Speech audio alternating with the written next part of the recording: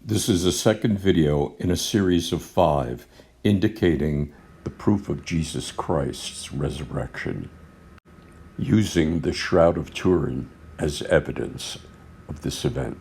The image that you see on the screen right now is an artist's representation of the Shroud of Turin's image cast on the cloth.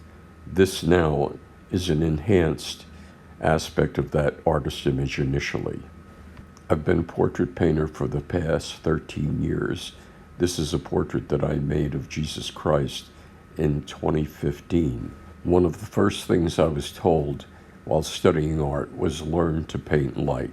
Well, this is how God paints light. This is the most extraordinary aspect and a recap of what we heard last week in the first session of the Shroud of Turin, being the proof of Jesus Christ's resurrection. Listen to how God paints light and uses light to paint his Son. All the properties of a photo negative, also has properties of an X-ray photo, also has properties of a hologram, both a transmission hologram and a reflection hologram, yet is neither. So again, what is the shroud? It's a photographic X-ray holographic image. Beyond any reasonable doubt. Beyond any doubt, a higher power intelligence / God is involved in the image process. This creator really went all out doing this image, photographic X-ray holographic image. He loved this man. He loved this man deeply. He loved this man deeply. Now in this next segment, we will hear additional evidence as proof that this was in fact the burial cloth of Jesus Christ of Nazareth. Usual aspects of the shroud image: the crown of thorns. Only Jesus was mocked as a king. And what do we see on the Shroud of Turin? 30 puncture wounds around the head from a thistle plant that only grows in Jerusalem. He's scourged and crucified. That's a contradiction. If the Romans scourged people like they did in the Man of the Shroud, that was routine procedure, they would have been nailing dead corpses to crosses. This is the most hated person in the city, and he's wrapped in fine linen.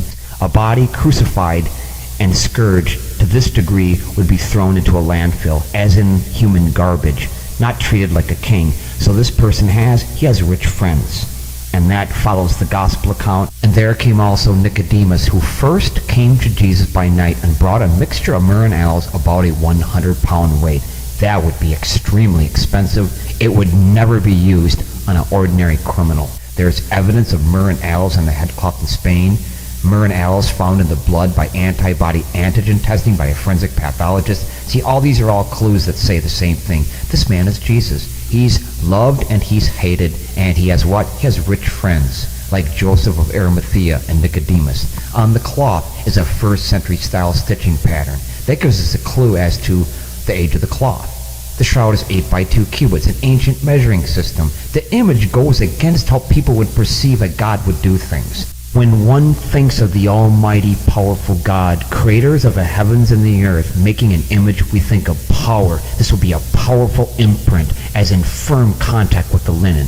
Yet the shroud is the exact opposite of what one would expect.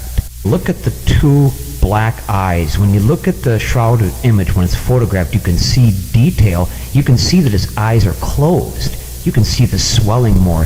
And the same thing holds true with an X-ray photograph. An X-ray photograph on the film plate is black. It shows the bones as being black, and then the colors are inverted so the physician or doctor can see more detail. The Shroud of Turin image is just like that. When the colors are inverted, you can see the detail. You can really see the swelling. You can see the teeth. You can see that the eyes are closed. But when you look at the image on cloth, it looks like the eyes are open.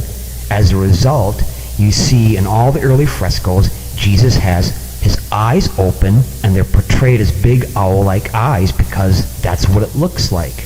So we haven't even really seen the Shroud of Turin correctly until the last 118 years. Next week, I will introduce you to a forensic scientist that has worked on the Shroud of Turin for over 31 years and see the impact of what the shroud has had in his life, and how it is that he came to believe that it was definitely the burial cloth of Jesus Christ of Nazareth. As always, I invite you to have the assurance of salvation by repeating Romans 10, verse 9 with me. I say with my mouth that Jesus Christ is Lord, and believe in my heart that God has raised him from the dead.